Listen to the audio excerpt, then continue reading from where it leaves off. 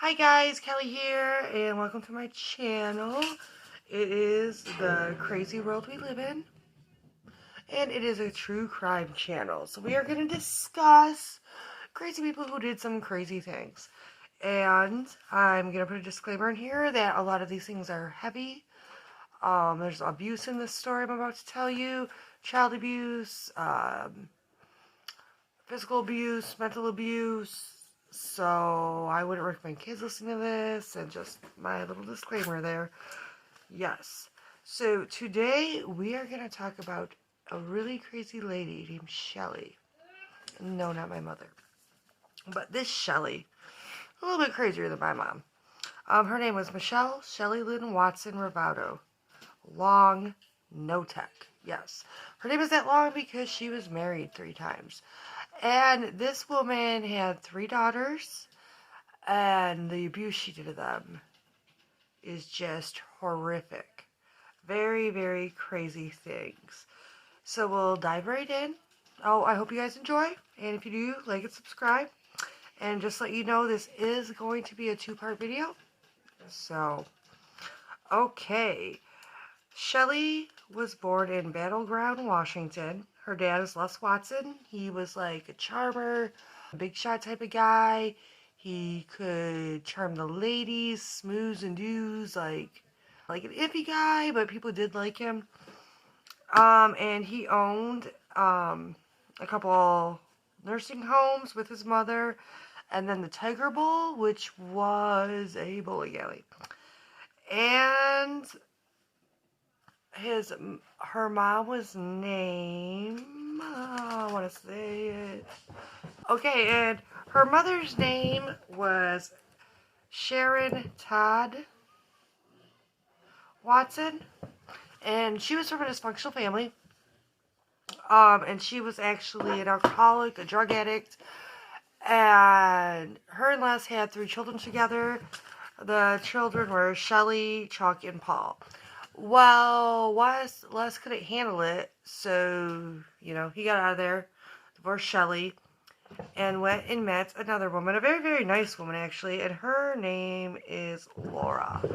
And Les actually lies to Laura. He claims he is 10 years 4 years her senior, sorry, and he's really 10 years her senior, and he mentions no children. So, they get married in the 1960s, and mind you, at the time, Shelly is 6. This crazy Shelly we're talking about is 6, Chuck is 3, and Paul's an infant. So the day after Laura marries Les, she gets a phone call from Shelly's mom, Sharon, saying, "Hey, your stepmom, and when are you picking up these 3 kids?" Well, this blew Laura's mind, but of course, Laura's a sweetheart, a really nice lady. So they go, and they end up picking up, it is Shelly and Chuck. And Shelly and Chuck can move in with them, and Laura's trying. She's trying hard, and mind you, every day, she has a little girl, Shelly, who's a beautiful little girl, red hair, blue eyes, beautiful little girl, telling her she hates her, and that she gets mad at the other children, so she puts glass in their shoes. She just throws a fit if she doesn't get her way, and her dad Les, that's his little girl. His little baby princess does no wrong, Shelly. Well, then we have Shelly's biological grandmother, which is Les's mom, who is Anna. Anna's one who owns nursing homes with them, mind you. Well, Anna is, batshit crazy. And she is a huge woman. She's like 250 pounds, 6'2". She walks with a limp so people could hear her coming. And Shelly would go stay with her grandma. Well, her grandma in the nursing home, she liked all her employees to fear her. That was like her main goal. So she had done things to these employees where she would walk by and kick them, hit them, push them over. And then there was even times where the way she did this one employee was she actually put her head in the toilet, no joke, and gave her a swirly. So, yeah. But the grandfather, George Watson, he was a sweet man, a gentleman, and so It's not funny, but it just blows my mind. I find it crazy that someone would actually say this to their husband. Shelly would witness Anna making her husband Wes go sleep in a shed for days, and that is where he'd sleep. So yeah, maybe that did something, because mind you, Laura doesn't get these kids until Shelly is 6, and no one actually knows what abuse these kids endured at their mother's home, because Shelly crazy and exaggerative and just oh, and like her brother Chuck is a mute. Shelly talks for him, and no one's really quite sure what abuse these kids endured at the hands of their mother Sharon. So okay, we're gonna fast forward a bit, and we're gonna go to when Shelly is, I believe, 13, and she finds out her mother is murdered. Sorry, I have notes. Told you, first time. I have notes. Okay, so in 1967, Sharon was murdered, and Shelly was 13 years old. And she was murdered. She lived on Skid Row with an abusive boyfriend that beat her to death. They were homeless. And when Shelly found out, didn't really care, which Laura found odd, but Shelly was Shelly. Well, Shelly's in school, and she just wants to, like, ruin people's lives, I guess. She's 15 years old at this time. And mind you, like, before this, if she got upset at kids and stuff, she put glass in their shoes and would laugh as the kids put their shoes in their feet and would get cut. Because, at this time when Shelly's mom dies, Paul, the other brother, comes and lives with the parents. And he is more like animalistic. He doesn't know how to sit in a chair, eat at a table, just creepy stuff. So who knows what happened to him while he stayed with his mom all those years. So Shelly is 15 now, and she just wants attention or is upset. No one really knows, but she goes to her psychiatrist at her school and decides to spin a tale that her dad is sexually assaulting her. And Laura gets a call that Shelly's not coming home. She's been taken from them, and Laura's trying to figure out what goes on. So her and Les go to the school because the school won't tell her over the phone. They have to tell her in person. And this is in 1969, mind you. When they get there and they find out this is what Shelly's accusing Les of, he's just like, why? Like, I never did this. I don't know what she's talking about. And then the stepmom Laura, because they're not allowed to see her or talk to her, goes in her room to clean, I believe, and she finds a magazine, and the title of the magazine was "I was raped at 15 by my dad," and stuff in the article was like exactly how Shelly was claiming her dad did these things to her. So all this happens, and Laura takes this magazine and goes to school and explains what she's found and what she thinks. And then it's decided that she should get an examination by a doctor. So she goes to the doctor. He examines her, and not only was there no sexual assault, but she had never even had sex yet. So that's let off. The school wants nothing to do with her. They tell the parents, you have to get her mental help, which Laura tries, the dad tries, and Shelly just wants nothing to do with it. She doesn't take it seriously, nothing. Okay, so back onto Shelly. So she was kicked out of school, and it was very hard for them to find schools for her. During the summer, she went and stayed with, it was and her aunt and uncle. Okay, Shelly, after kicked out of school, she went and lived with Laura's parents. And she was meeting them too, but Laura's parents were very kind. They let her stay, they let her go to school there so she could go to school, right? Like, why let her finish school? Makes sense. And she would babysit because she wanted to seem caring and nice, and she talked about how much she loved children, so she would babysit around the neighborhood. She'd even do it for free because she wanted people to know how kind, caring, great, wonderful, how much she loved kids and compassionate, and everything she was. So, that did not last long, though, at her grandparents'. After a few weeks, sorry, cats. After a few weeks, she decided to claim her grandfather was sexually assaulting her. So by the time summer came, the grandparents were ready to send her back home. So after she comes back home, they finally find a Catholic school to take her in. A Catholic school. Catholic school, nuns. We all know who nuns are. Come on. And this Catholic school is calling and asking Laura if she'd please come get her, the stepmother, on weekends because they do not want to deal with her. And the stepmother tries to make it work going up there on weekends, and it was hard, especially with the other kids, because when Laura came, or Shelly came home, the Chuck and Paul would act out more, and they weren't getting any better. And Shelly had this control with her family and siblings and everyone, and just, she's a succubus. Yes, life destroyer. So, she went out from the summer, and the nuns, imagine this, don't invite her back. Of course. So then she goes to Katie and Frank, which is, I believe, Les's sister and brother-in-law. And she goes and stays with them for the summer. And during the summer, she lies to these people and tells them, like, Laura's mean, Laura hurts me, I don't want to go back home. So Katie and Frank believe this. So they decide, like, okay, we'll let her stay here and finish school. Oh, the mistake they made. Okay, Shelly made it so awful on them. Katie and Frank, yeah, they end up getting a divorce. Right? So by 1971, Shelly is 17 years old, and she meets Randy Rivardo. Okay, so Randy Rivardo is going to be her first husband. So he meets her, he sees this beautiful redhead, he's like, oh, I love her. You know, they get married. By 1973, February, Shelly and Randy were married. And then they lived in a trailer. Shelly worked at her family's nursing home. Well, Randy started to notice things about Shelly that she really couldn't keep her job, even at the nursing home her dad owned.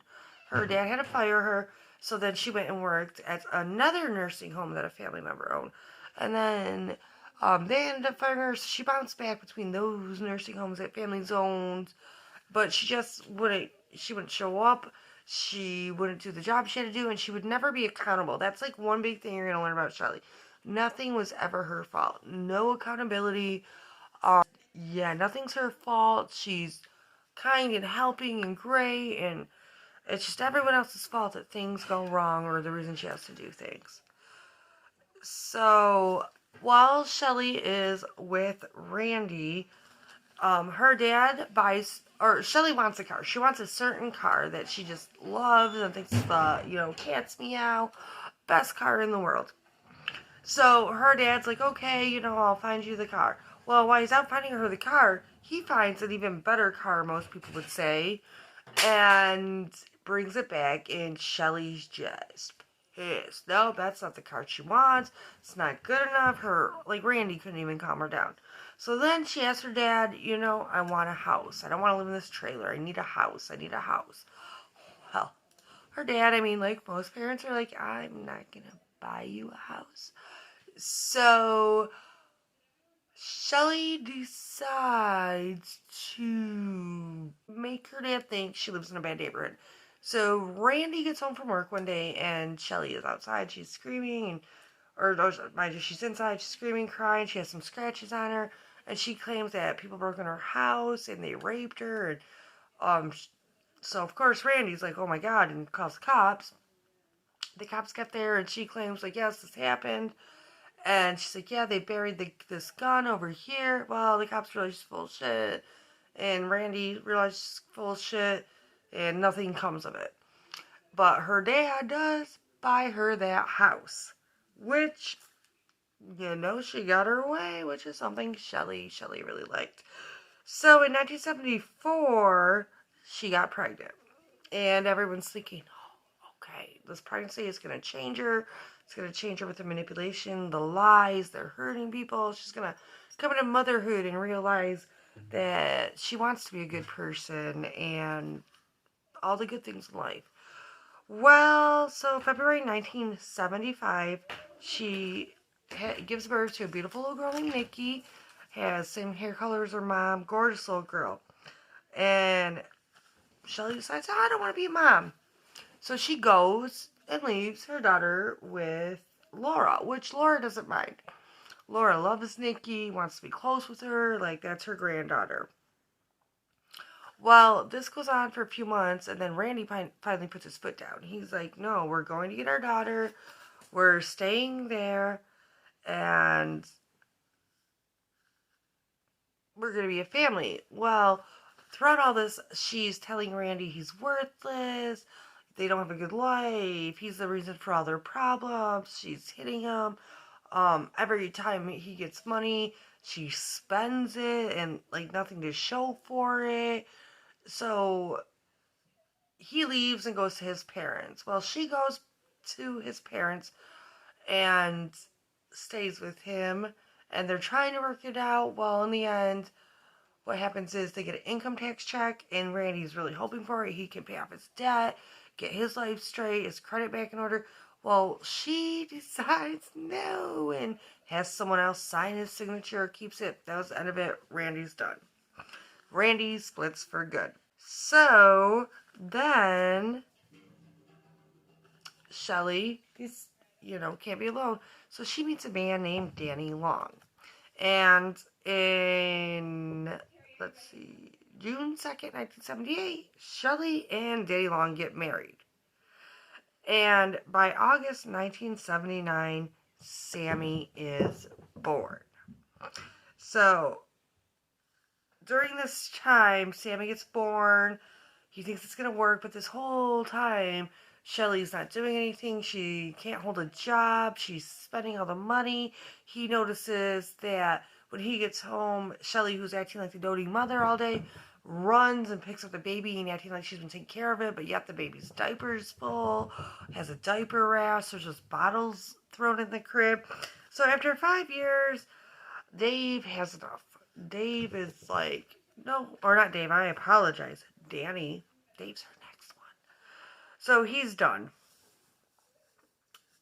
But before 1979, in 1979, August, Sammy was born. So that's Dave's daughter. And Dave loves Sammy, but he just, I guess, loved being sane and not with a crazy person more. And he left her. So now we have Shelly, who has 2 daughters, Nikki and Sammy. She's single. She can't hold a job. And lo and behold, she goes out to a bar one day. And this is in 1982. This ex-military person works in, and he's good looking, and he's casual, and he puts his eyes on Shelly with red hair, curvy body, and his name is Dave. Okay? Dave No Tech. And right when Dave sees her, he falls right in love. So Dave goes, and he doesn't live by her, but Dave moves in, goes to visit, moves in, and like he even senses like right when he's visiting and going to move in, that wedding bells are already planned. The dad's treating him like the son he never had, and he's just like, oh, everything's gonna be great. I love this woman. I love these 2 kids. And before he marries her, sorry, let's rewind. Shelly lies to him. Shelly tells him a rather huge lie. She tells him she has cancer. Of course, Dave believes her, and he's like, oh my goodness, you have these kids, you have cancer, I need to come in and save you. So they get married on December 28th, 1987. And we need to tell you, like, during their wedding, they just go to the courthouse. They have one person there, witness. And this one person is Shelly's hairdresser, friend, confidant named Kathy Lorena. She witnessed their wedding. So, I just want you to keep Kathy in mind because she will come up later. And Kathy, she's a sweet lady. She's a little bit more robust but very sweet lady.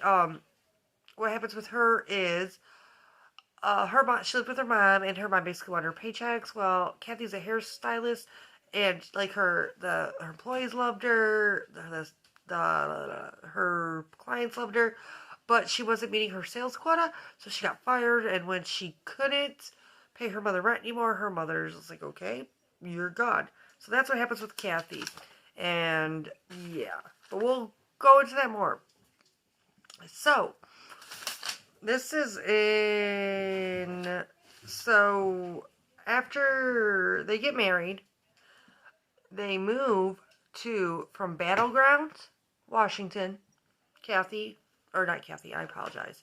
Her husband, and the two girls, they move from Battleground to Raymond, Washington. So, during this time that they're married and they're in Battleground, Washington, I guess the abuse kind of revs up. Not only is she physically abusing her husband, pushing, slapping, telling him he's worthless, beating him down, she is also abusing her daughters, but mainly the oldest daughter, Nikki, was her daughter of a choice to abuse, calling her a bitch, telling her she's worthless, slapping her as well. And then one day, Nikki actually witnesses her stepdad with a gun in his mouth. Yes, Dave wanted to kill himself, but he couldn't, but he was in the exact spot Shelly wanted him to be.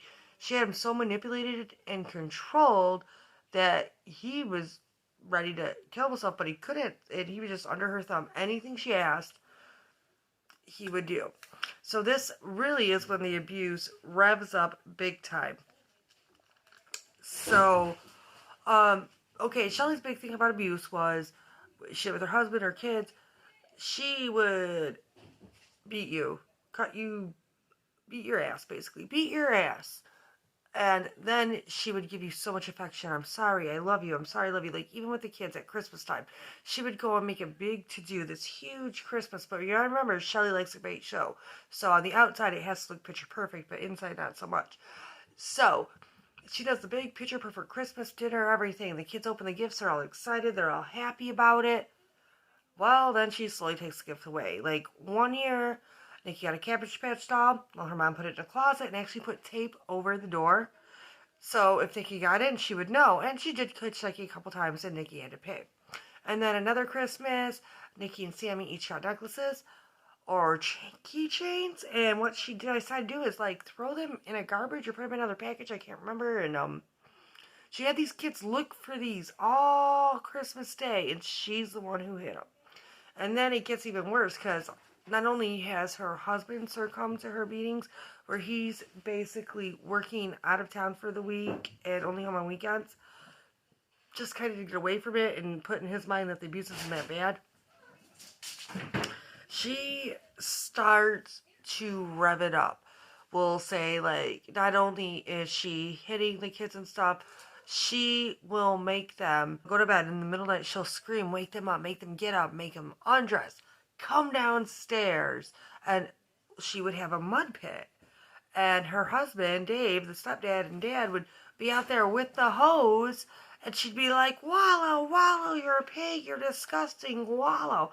And she would make these kids, mainly Nikki, roll in this mud. And, like, even while Nikki's doing it, poor Sammy's upstairs watching it, like, why? Why is mom doing this? Like, I'm happy it's not happening to me, but it shouldn't be happening to any of us. And she knew the crazy, but how do you fight the crazy when you're just a kid?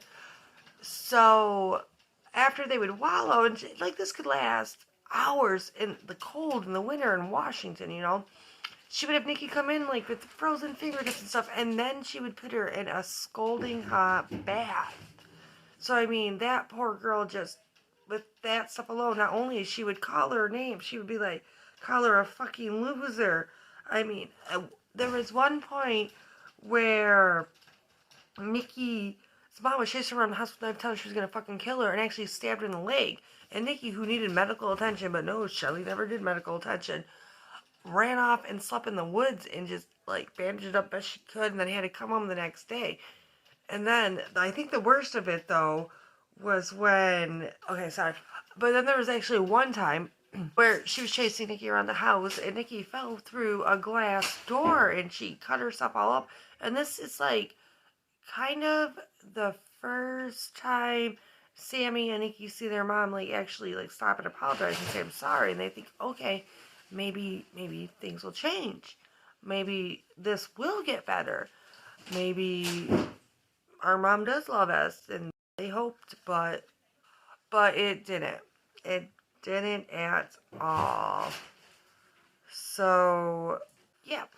Alright guys, so I will have the next one tomorrow night, the second part of this story, because we're just getting started with Crazy Shelly and like the abuse she's done to her children. I mean, the wallowing just alone, like I've never even heard of such a thing. And just so you know, I just want to say this one like kind of hit me hard because we all know Crazy Shelly, right? Some of us have moms like that, and I can relate to this a lot. And I'm actually the same age as the daughters, and I mean, my mother didn't do everything this crazy lady did, but she was crazy too. So yeah, tune in for the next part of Crazy Shelly. Bye.